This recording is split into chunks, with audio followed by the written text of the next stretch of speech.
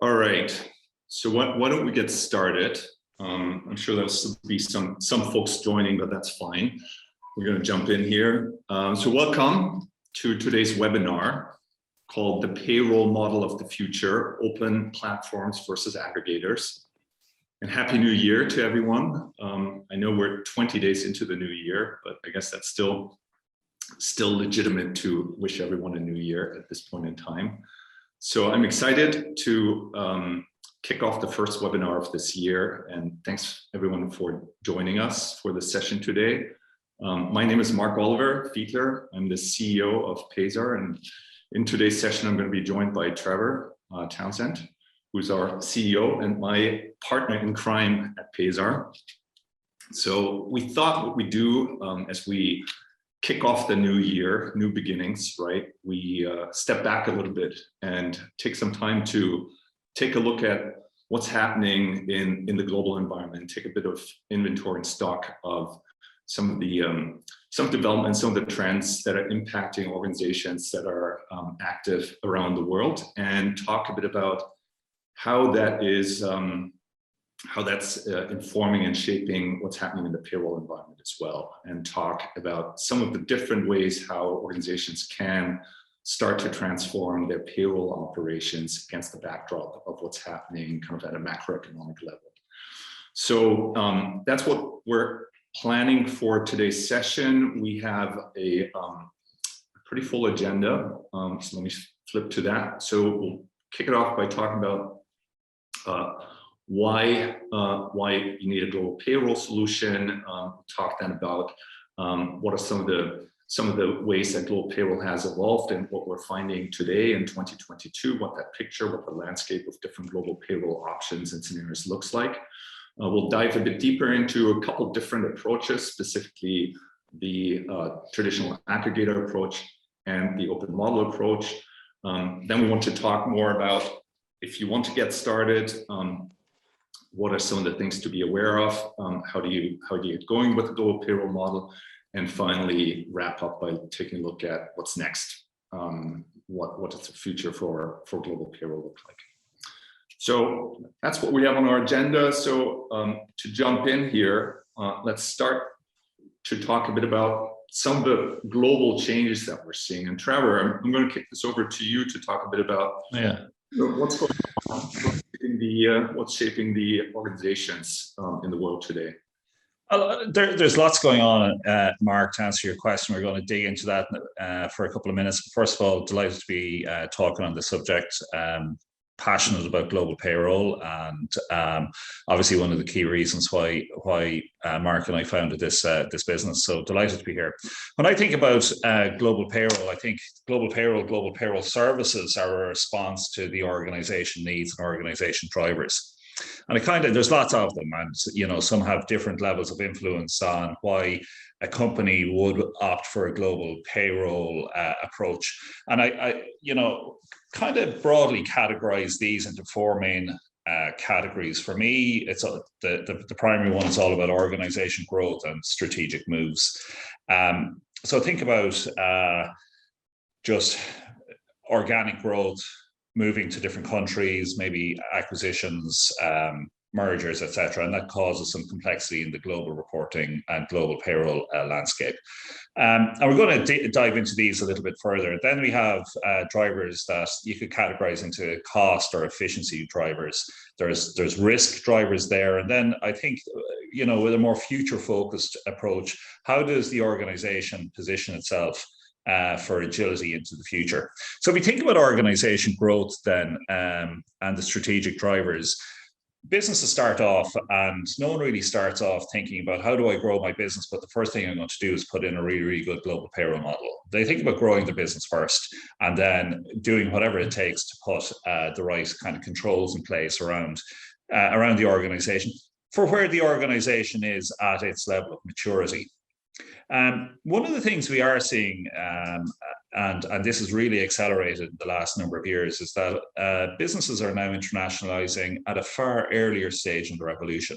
So they'll send those Pathfinder teams out to open new sales operations, sales offices, put people on the ground to deliver services, open shared service centers. and maybe just simply capitalize on cost arbitrage or find new sources of talent to help grow their business. But there's a higher degree of international ambition in organizations now, given how mature the organization is.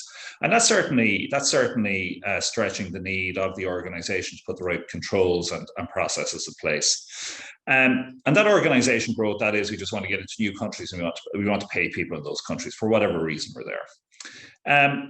I suppose an unplanned impact we've seen in the last 2 years has been the impact of COVID. And COVID is very interesting from the point of view of, well, it is kind of organic or country growth, but in an inadvertent or unplanned fashion, because I suppose as people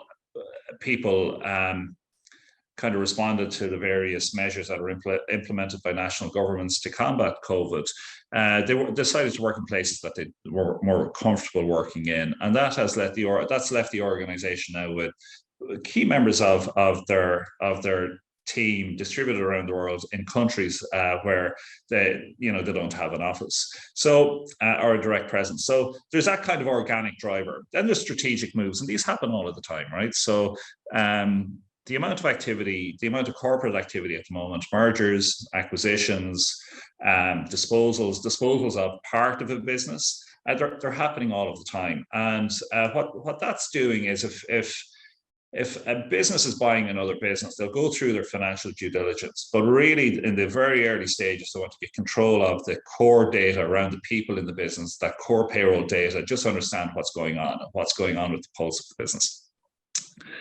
And again, that helps once you get your hands on that data through those strategic moves, you get to understand that key person data, and you get to control it, and then you get to figure out what do I do with all of that now.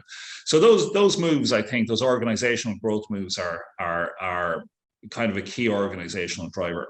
We also have the cost imperative and operational efficiency. So businesses are moving to global business centers, regional hubs, to be able to co-locate functions together, either to address risk around key person risk, reduce cost, tap into talent, or co-locate different functions together to get that kind of synergistic effect, for example, with HR, finance, and maybe a technology function together looking at data.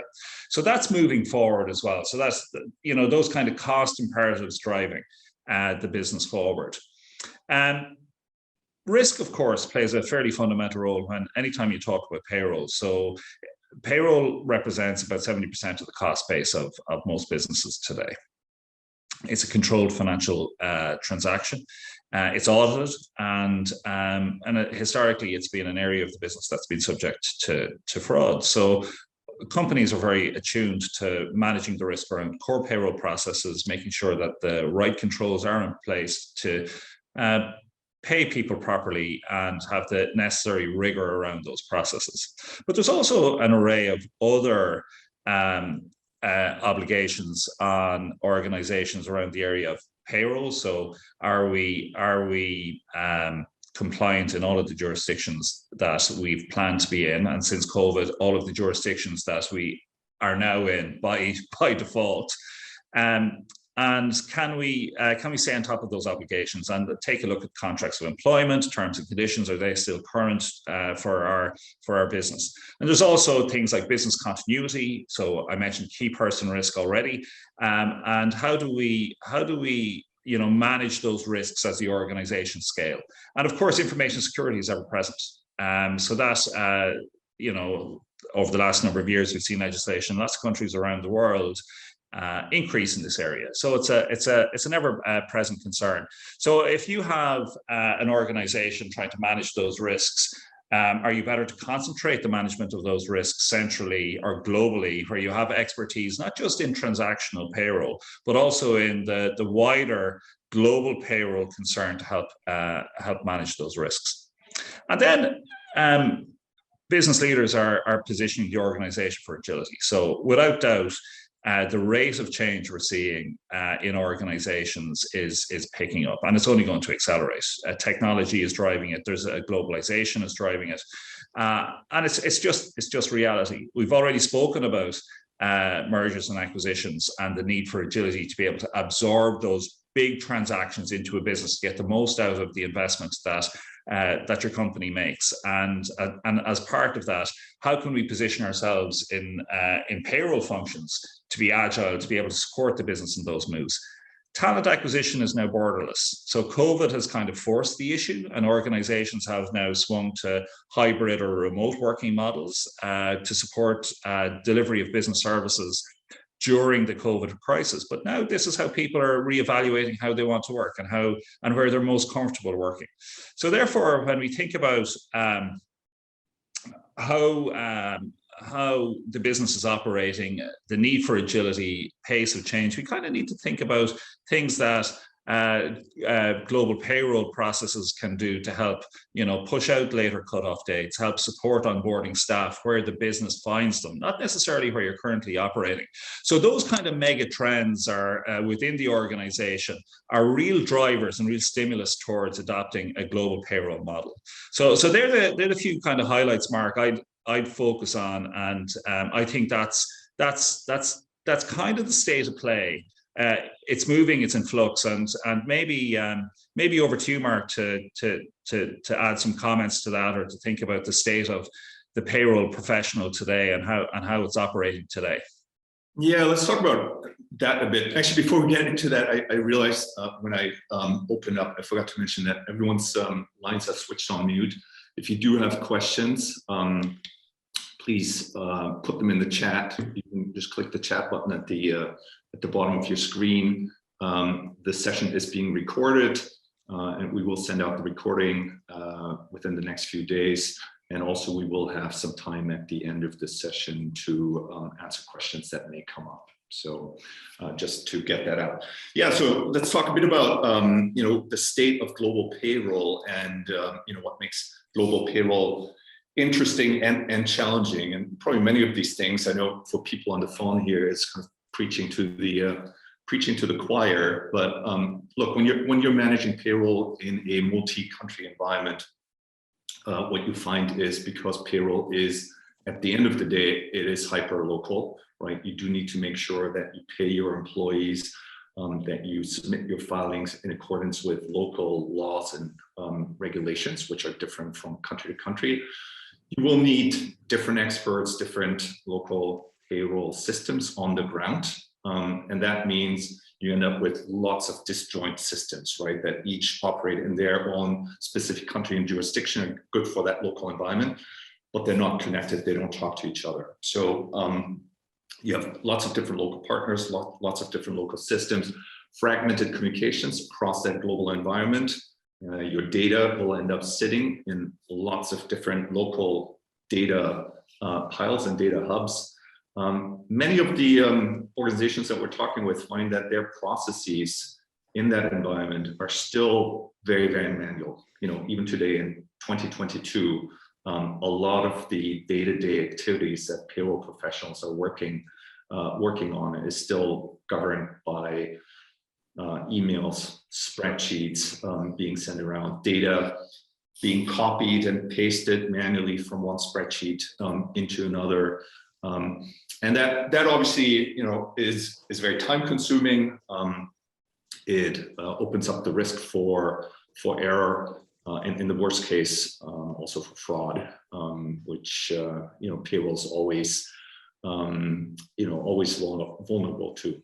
And then overall, in that sort of heterogeneous environment, fragmentation across lots of different geographies, lots of different systems, it's also very hard to put in place strong oversight and governance. And obviously in payroll, that's absolutely important. So those are some of the, I think, foundational sort of inherent characteristics that you find that we see in kind of a typical organically grown organization that's, Trevor, as you explained, globalized, today's world, faster and faster into different countries, and how the global payroll environment typically ends up looking, when you're kind of opening up into the organization, look at how payroll is being processed and what some of the key, the key challenges are that we're finding today. And as you mentioned, that I think with all the change that we've been seeing over the last few years, mergers and acquisitions, global expansion, the pandemic, remote work, if anything, the complexities and challenges have increased, and the need for more agile solutions that can address some of these challenges and complexities in flexible, adaptable manners has only become even more important. So let's talk a bit about how organizations have evolved and how sort of the operating models that have been used and can be deployed against the backdrop of what we've just been talking about, both from a macroeconomic perspective and more specifically some of the dynamics that we're finding in the global payroll environment, how the different ways of addressing those challenges have evolved over time. So Trevor, I'm going to take it back over to you to sure.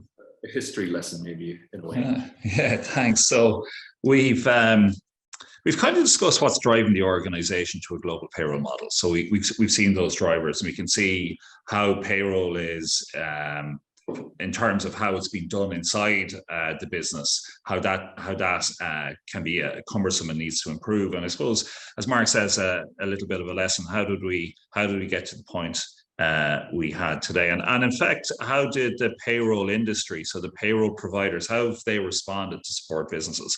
So when we're looking at this slide, we've seen the decentralized model on the left-hand side. And essentially, just think about that company that's grown organically. It sent out those Pathfinder teams around the world to set up those operating centers, those sales and marketing functions that need to be close to that organization's customers to deliver the services. And let's think about just that business being successful and growing. And what it's done is it's sent out those Pathfinder teams, and next thing you know, we have 50, 100, 200, 3,000 people in these different centers around the world, and it's all grown organically. And what's been great about that model, and back to a point I made earlier, when you're planning business growth, you're not thinking about the payroll function first. What you're thinking about is growing your business and getting people in to help you achieve those goals. So the decentralized model is pretty easy.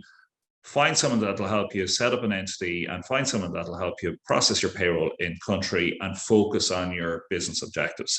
But now you're in a position where you have lots of people and you want to get control. The business has gone through a massive growth spurt, and you want to get your arms around that and put manners on it. So then you're left with, on one hand, we have the great benefits. We were able to get on with it. We're able to set up these payrolls in different countries around the world. But now we want to start to do things like, see that data come together. I want to aggregate the data. I want to get some data insights about my people in those countries and my costs there, and how it's moving from period to period. I want to mitigate some of those risks we spoke about earlier on in terms of those organizational drivers. And I also want to be able to access local expertise as and when is required. So, we need to go from this decentralized model to something that's more holistic, that serves both the local needs of the local operating companies and the global needs of, the corporate headquarters, to be able to pull this organization together. And like most things, nature hates a vacuum. The payroll industry, obviously, if it sees pain points from its customers in terms of the services that are already there, it innovated and it delivered the global payroll aggregator model about 15 years ago. So this is the central model in this. So essentially, customers were saying, look, you're helping us with our payroll, but on a local basis in these countries around the world, can you please stitch it together for us? So that company may have been in 15 countries around the world. They've maybe one or two of the larger payroll players have helped them in maybe 5 or 6 of those countries. And how can you connect up the countries that they already have with countries that payroll provider isn't managing elsewhere? So this wider network of payroll. So this global aggregator model, we call it the traditional global payroll model because it's been around for about 15 years now. And the response was, hey, from the providers, we can give you a single contract, a single point of contact, and we can replace your decentralized local payroll services with our network of in-country payroll providers and help you with this problem. So far, so good. That all sounds fantastic. And when delivered on promise, it's a very good model. But the longer people use it and stay on that, the global aggregator or traditional payroll model, the longer they stayed on it, it kind of became aware of some significant compromises, which we'll discuss a little bit later. But the most significant of which, I think, just to call out here in terms of this evolution, because it's a stepstone to the next model, is that the global aggregator model is based on a very locked-in approach. It's not particularly flexible, which means that it doesn't do things very well, like accommodate a mix of vendors, or a mix of in-house or outsourced payroll. So there's some of those little frictions that that were in the model, and customers are then saying, well, is there something a little bit different?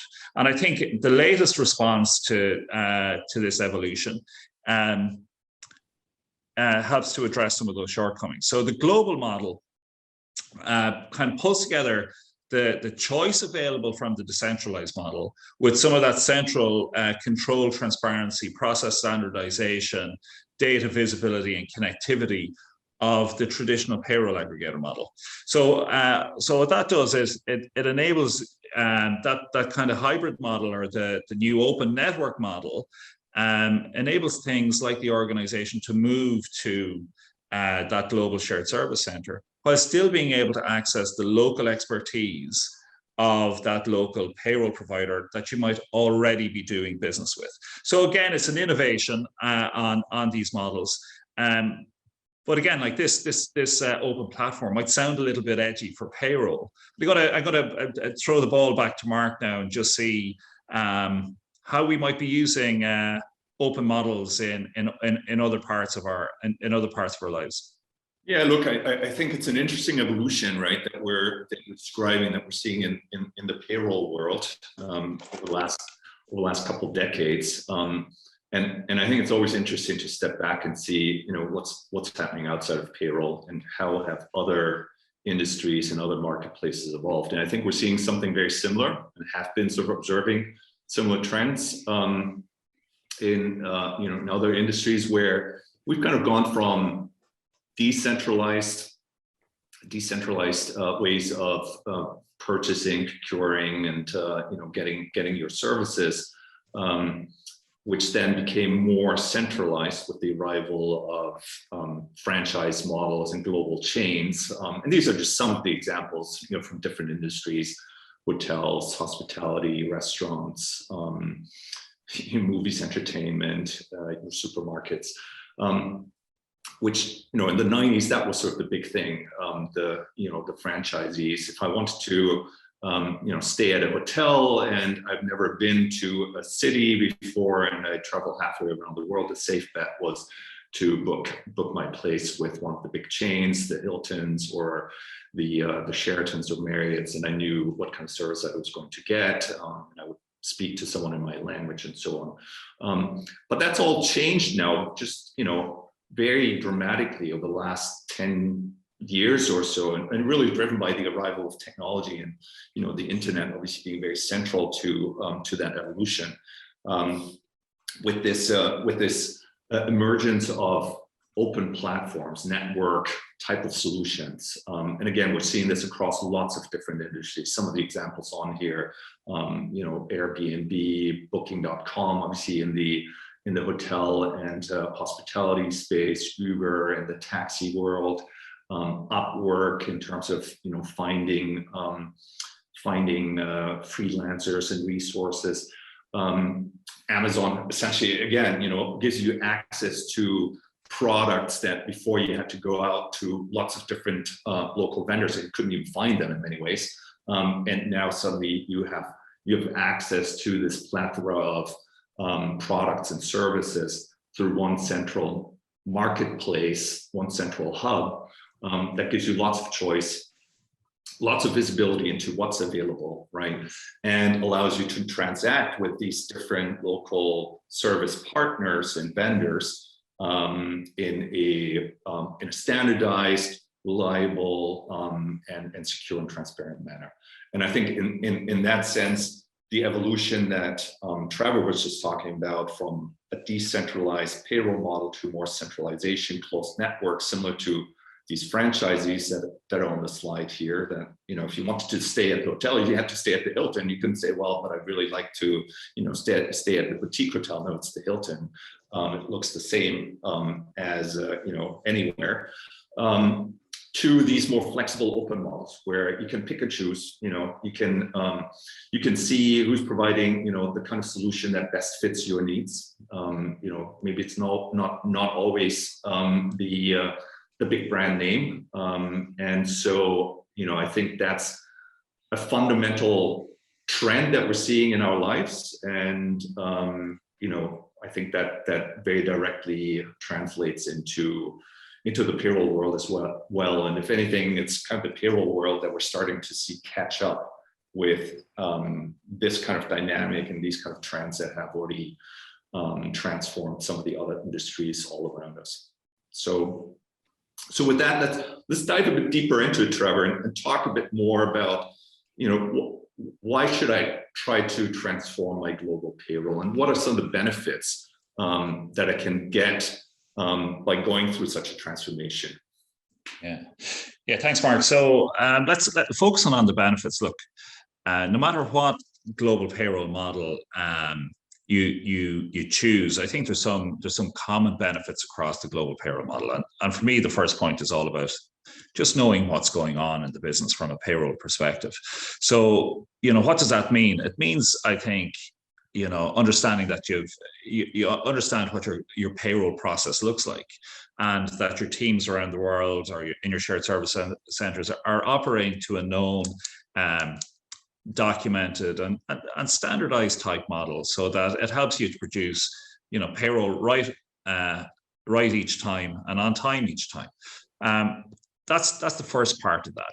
The next bit then is all around data. So when we spend time talking to our customers, like they're telling us just spending countless hours just trying to pull together even the simplest reports across their payroll footprint, when they're in a kind of a hybrid model where they might have some vendors, some regional vendors, a mix of in-house and outsourced payroll. It's kind of a complex data model to try and get your hands around. So that's an important thing. And in this day and age, really, people should have that kind of data at their fingertips, be able to respond to queries from around the business that help drive business decisions. So one of the great things about payroll data, and I'm amazed it's not leveraged more, is that every single employee in the business has a vested interest in making sure that that data is accurate and right.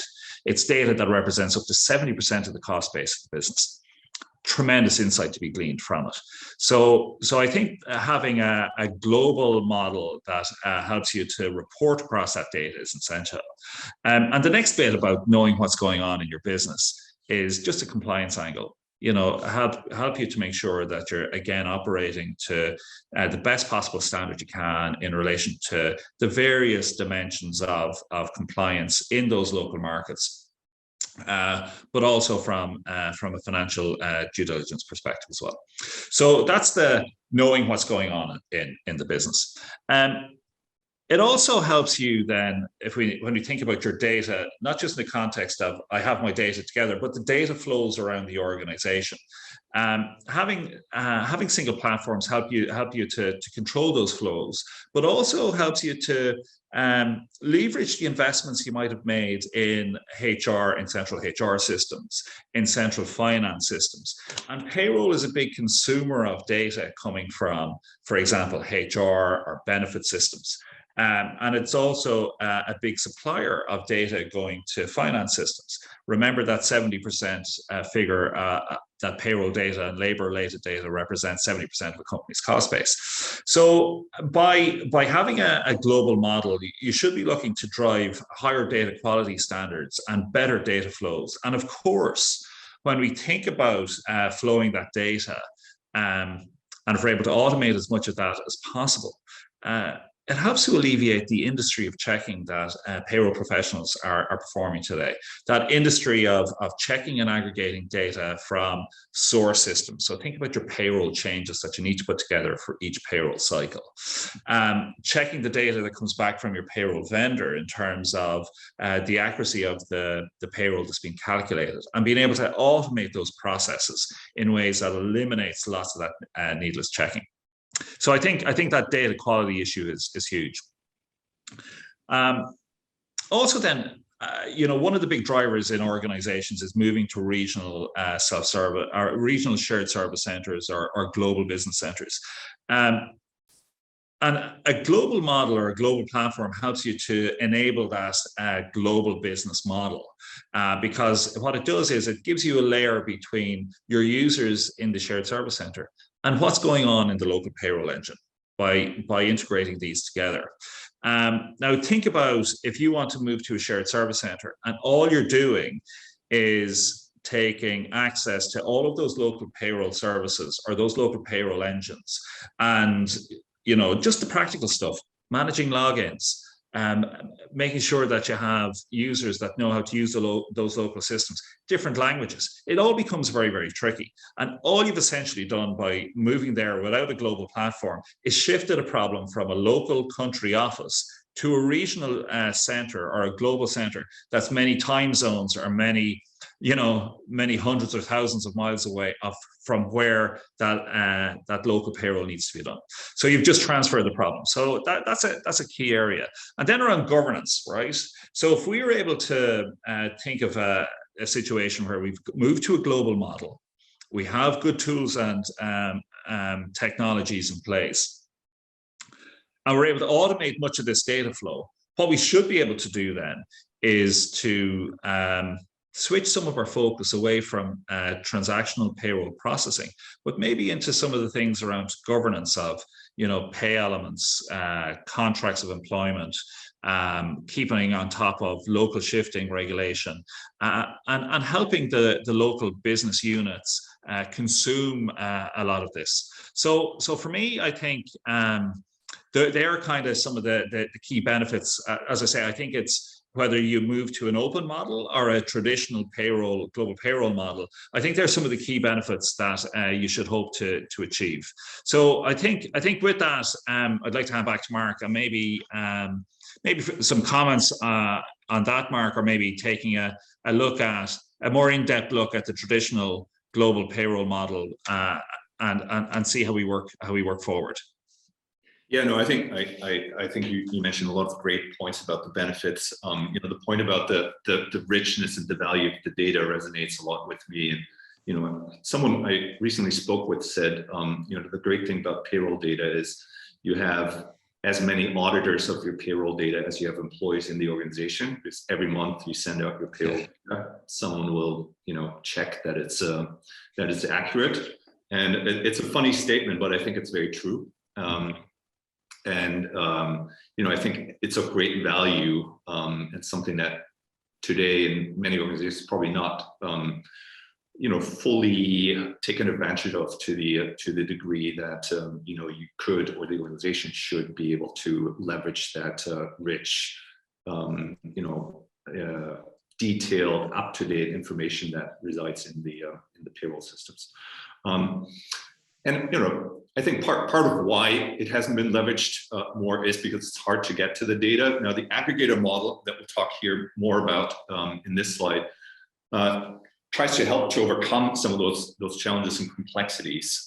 So how it works is the aggregator basically takes care of the local environment, right? So fundamentally, it helps organizations, multinational organizations, to simplify their payroll operations by basically having a single global partner, single global contract.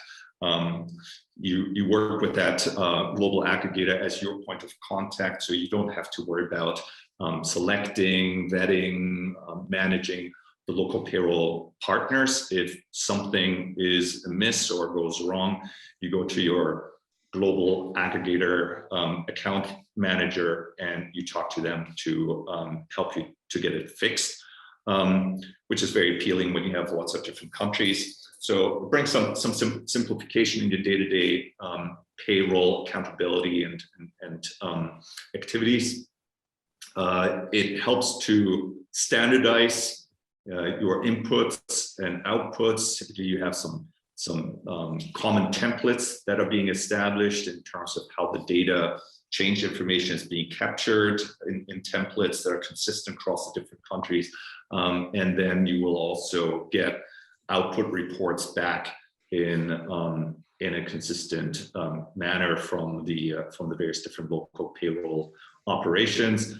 And by doing that, it also then helps you to have an easier way to integrate with some of the major HR platforms, whether that's in a Workday or an SAP. So many of the global aggregators have built integrations to at least the major HCM platforms that are out there. So there's a whole host of simplifying, streamlining aspects that the global aggregator model is able to deliver to the customer.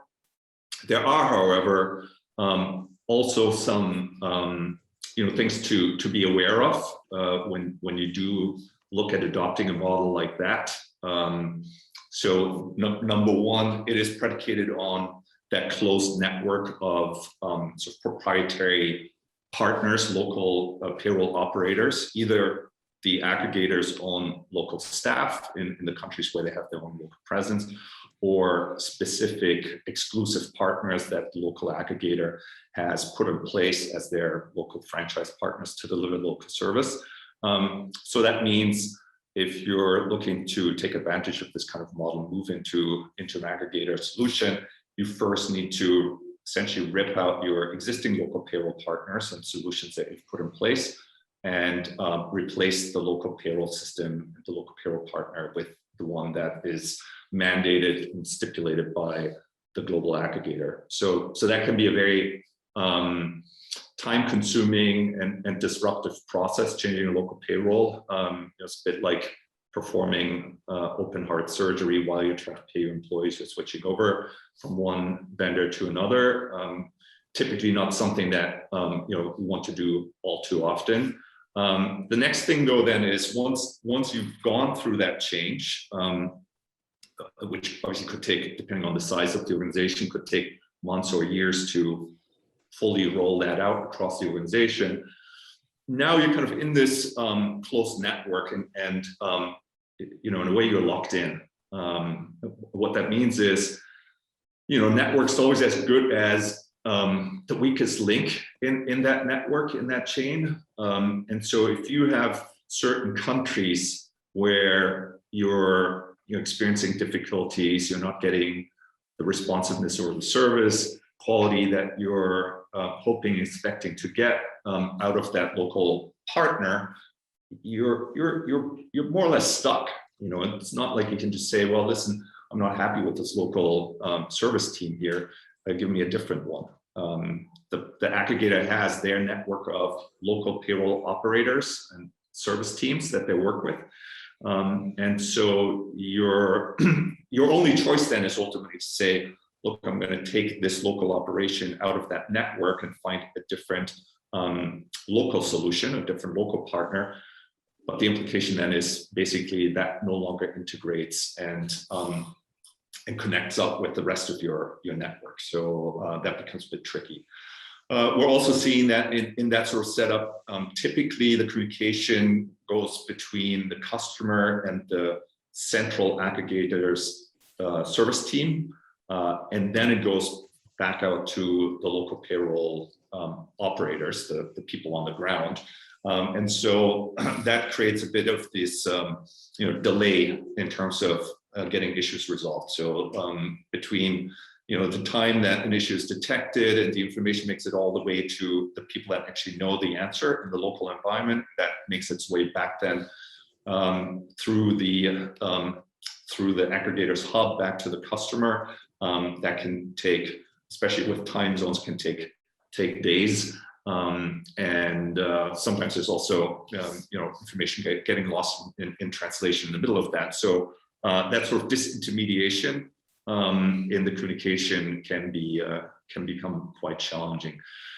The model only works if you're willing to fully outsource your payrolls, and we know that probably about 70%, I think, of multinational organizations today operate in a hybrid setup where some countries are run with their own in-house teams and other countries are run through outsourced local service partners. So if you want to maintain that sort of hybrid setup, that typically is not something that is well supported through the aggregator model. And then, I think what we're also hearing and seeing is that still, with all the standardization and harmonization that the aggregator model brings, a lot of the day-to-day activities still tend to be quite manual. For example, I talked about there are integrations that aggregators offer to the Workdays and the SAPs, but the reality is a lot of your payroll data, or a lot of the data that you require in order to process local payroll, will not come from just your large central global HR system. You will still have different local data systems, data sources.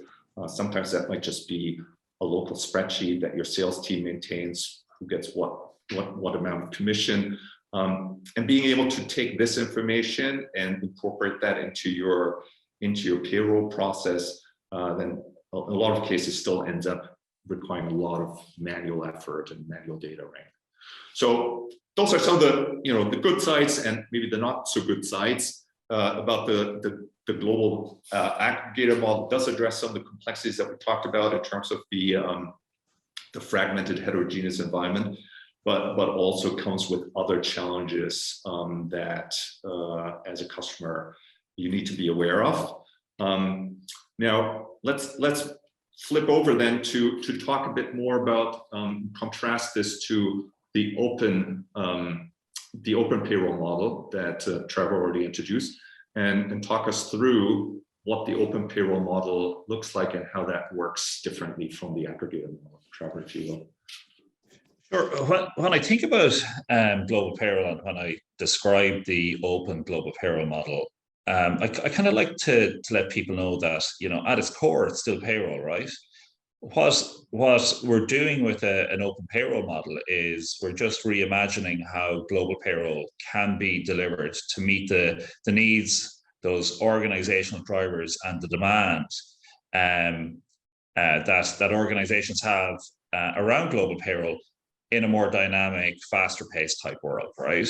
And when we're talking about it, just as I say, it's kind of like Booking.com, Deliveroo, Airbnb, and Netflix. They're just using technologies to restack how we consume, accommodation, food, and home entertainment or entertainment. We used to go to cinema, restaurants, and book hotels, right? Underlying the core service is still there. We're just the open model is just reconfiguring how those services are delivered. So let's take a look at some of the good points around the open model. So as I suppose as Mark outlined with the global model is all about replacing what you already have with the traditional global aggregator model. So rip and replace everything. Now, one of the key differences with the open platform is that the open platform is a technology play that sits over the top of your existing global payroll network. What does that mean? It means that you can connect your in-house payroll systems, your regional payroll vendors, local in-country partners that you have, and you're able to do this very, very quickly with low disruption and low risk to your payroll landscape. Major benefit to that, because what that does is it allows you to focus on drawing the insight and knowing what is going on in your business together very, very quickly. So it's rapid implementation. You get that process visibility, process control. You get to surface your global data to be able to serve the data requirements of the organization. All very, very quickly. And one of the key benefits is if you're happy with your payroll landscape today, with some of your in-house with payroll being delivered by some in-house systems, you're happy with some local providers, keep them. If you want to change some other local providers, do that. But the thing isn't open heart surgery.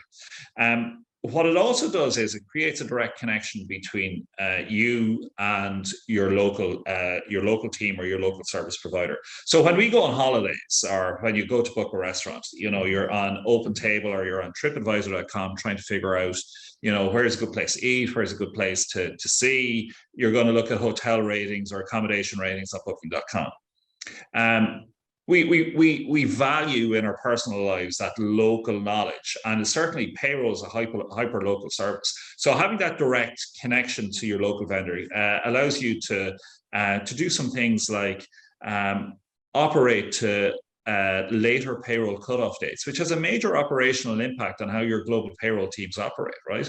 So if you can push back that payroll cutoff date, it just means you're more flexible, you're able to meet the demands, more agile, meet the demands of a growing organization and talent demands. And the reason you're able to do that is because you're able to pull out that middle layer, which is part of the traditional aggregator model, where you have to go through their shared service centers to get someone to answer a question that you may have. And payroll questions, as we all know, they're not just binary yes no answers. There's interpretation and there's discussion that needs to happen around it.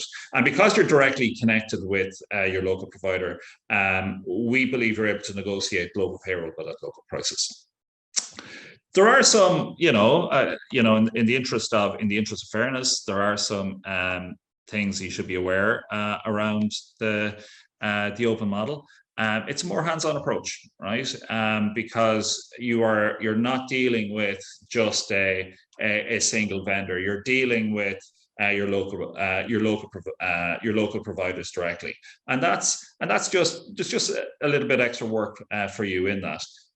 Some people tell us that, well, look, with the traditional global aggregator model, you end up doing that anyway because you buy some out of scope services from those local vendors. So you need to think about that more hands-on approach. That's just a reality of this model. So if you want to get that local service, local access, that speed of implementation, look, there's some things you're going to have to do here.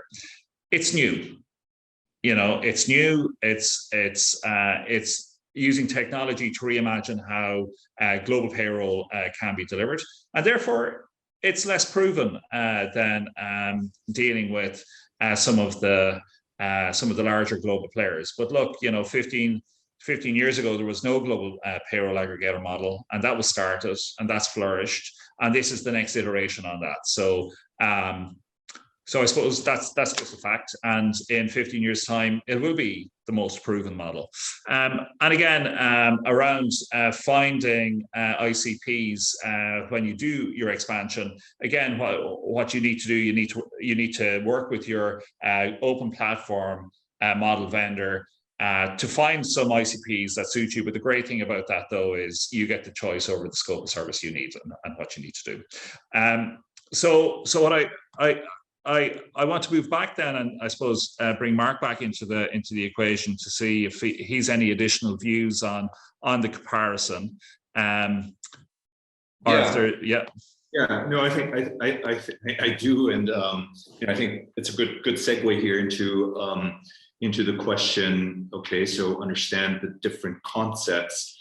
Now, if I want to roll out a global payroll solution, whether it's the aggregator model or the open model, what does that actually mean? What do I need to do to get started? And what are the implications in either one of these scenarios? And what I would tell you is, in terms of getting the process underway within the organization, everything starts with a strong business case, right? It will be a transformation that you need to take your organization through, and you're going to have to get buy-in from all sorts of stakeholders across the organization, your local payroll teams, your central functional heads, your finance department is going to have to help fund some of the investment into this kind of model.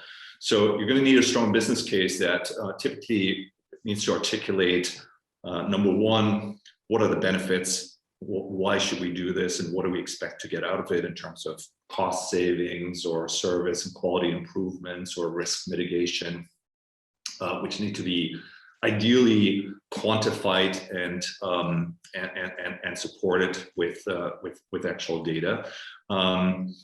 Secondly, you're going to have to articulate what the investment is, right? That's important to understand how much cost an upfront investment and ongoing cost goes into rolling out and maintaining a solution like this. And then, of course, there's always the time to value, right? How long will it take for us to get there? How quickly can we actually start to reap the benefits if we make this investment? How quickly will things start to improve and help us get better?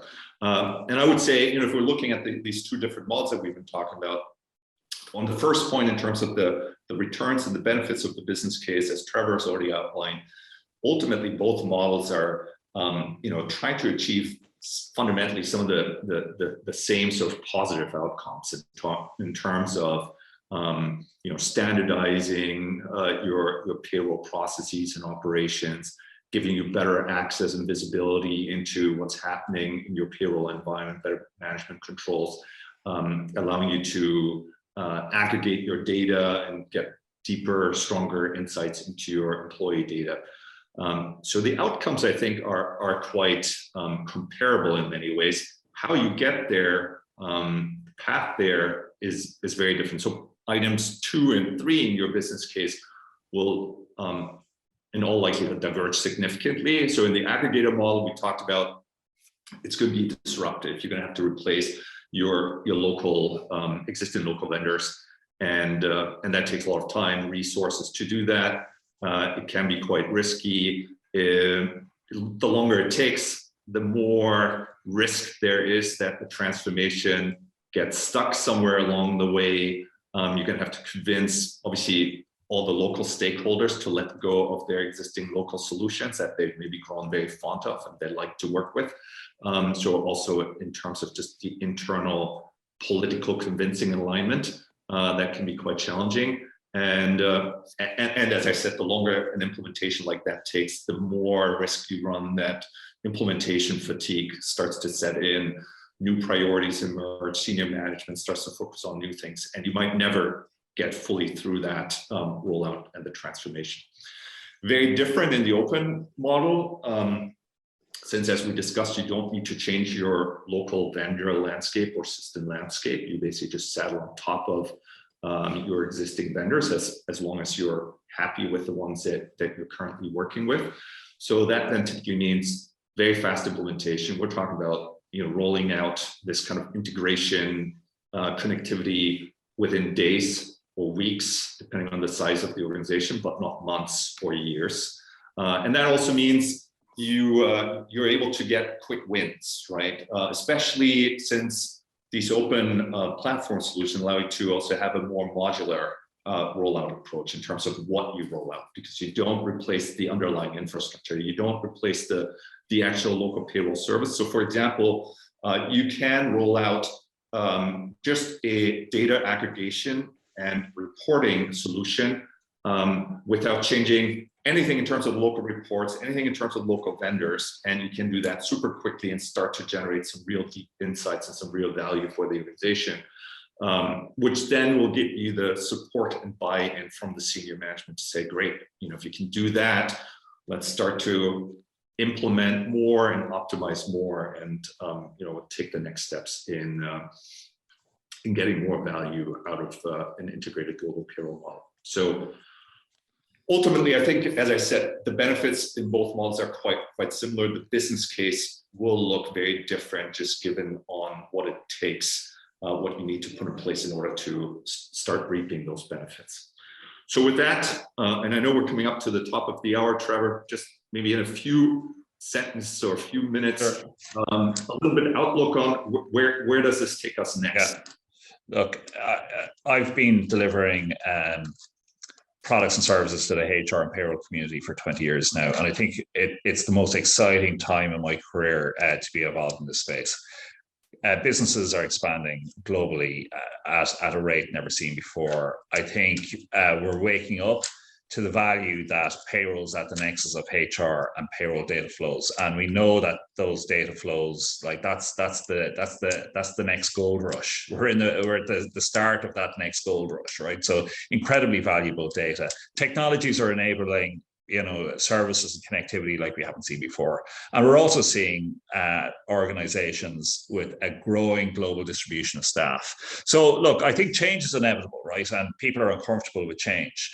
But it's a great time to embrace that change. And I think one of the things that we can do in the industry is set the global payroll function on a course that embraces change and agility, and choose a model that supports that, because we're just going to have to do it. Now, change is uncomfortable for everybody, but if we embrace that change, I think we move ourselves from a position of maybe transactional type payroll functions, where we place our efforts on more interesting or more value added type work around data governance, etc., that helps power the organization and move the needle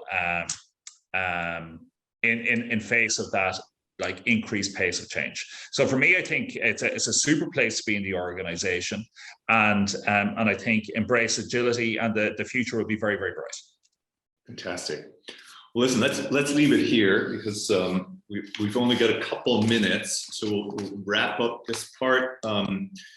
If there are any questions, I see one in the chat, but if you do have any questions, feel free to send them through the chat right now. I will also try to see if I can move us forward here. There's some contact information as well. Any questions you might have had along the way today that you're not able to get over to us now, feel free to send them through this email address, and someone from our team will pick it up and respond to you. There's one question. So Trevor, Guy is asking, how can I know my local payroll vendor is prepared to use the new technology of the platform? Sure. And how do I find the platform? Absolutely. So if we think about the basis of payroll from a revenue retention, local providers act rationally. They know if they get a payroll contract from a customer, they tend to be long-running contracts, and they're quite happy to use our technology. There's a number of different benefits in the Payzaar platform that they're quite happy to use, because it enhances the data quality and the services that they can deliver to customers. So I would say a very, very positive disposition from in-country providers to using a platform, because again, we are creating that network economy for them as well, because in many cases we allow them to access the global payroll market when they're not part of a global network, from the traditional global payroll aggregators. And I think just to add to that point, I think the other important observation is that the way the vendors are incorporated, integrated into the central platform is done in a way where it's very flexible, right? It's very configurable, so that the local providers don't have to bend themselves out of shape in order to work with you as a customer through the platform. And that's been one of the very important design principles from the very beginning of, when we started to develop our open platform, that we said we have to make sure that it's exceedingly easy for the local providers to work through our platform as well. And as Trevor described, for a lot of them, it creates, their own benefits in terms of oversight and process efficiency, process automation. One other question, and then I think we're probably going to have to wrap it up. Are the local vendors that are inscribed in Payzaar, have they been audited to deliver the right quality? Trevor, you want to take a stab at that? then I can. Yeah, sure. So how we operate is we typically overlay on a customer's existing in-country or local payroll landscape. So we'll connect to your in-house payroll or your existing providers. If you're happy with your existing providers, well then you've already vouched for them. When you're in a situation where you want to change, what we do as part of our service is we go out and we select vendors based on the scope of service that you need to fit your business case. And we work with you and the vendor to make sure that the correct match is made to suit your specific needs. The great thing about it is, right, because what it comes down to is the service experience. And if you find that your service experience has been compromised for whatever reason with a particular local vendor, with an open model, you have the choice to swap that vendor out. So the power and the choice goes back to the customer using an open model, whereas a traditional model, your choice is restricted to only use providers that are supplied by the traditional global aggregators. So I think that's a key point, because you hold the control and the power now. Thanks, Trevor. Yeah. All right. I know there's some additional questions. I'm just sensitive of, I think we're already a couple minutes over the time here. I imagine I'm seeing that people are already dropping off. So let's do this. We'll capture the questions that are still coming in through the chat, and we'll get back to folks that are asking questions there. Again, if you have other questions, drop us an email, and we'd be happy to answer them and get into a deeper discussion with you on what we just talked about today. Yeah. Very good. Excellent. Well, thank you so much, everyone, for attending. Thanks, Trevor, for co-hosting today's webinar with me, and talk to you all again soon. Great. Thanks, everybody. It's a pleasure to do this today. Thank you. All right. Bye. Take care.